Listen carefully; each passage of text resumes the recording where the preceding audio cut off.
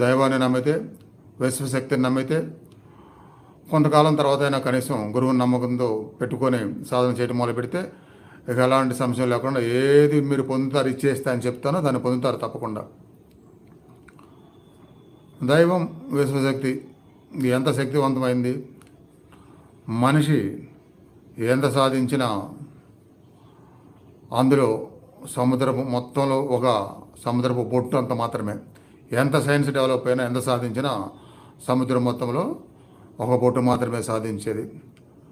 మిగతాదంతా తెలుసుకోవాల్సింది, సాధించాల్సింది, దాన్ని పొందాల్సింది ఇక ఆ బొట్టు తప్ప మిగతా అంతా ఉన్నట్టే. కాబట్టి దాన్ని నమ్మినప్పుడు, దాని గురించి తెలుస్తున్నప్పుడు, దాని గురించి కొన్ని పొందుతున్నప్పుడు అందువల్ల తప్పకుండా ఒక ధైర్యం అనేది, ఒక నమ్మకం అనేది వస్తుంది అన్నమాట. మిగతా ఏది చేసినా చేయకపోయినా దీని ద్వారా మనం ఎన్నో పొందుతాము, జీవితాన్ని సార్థకంగా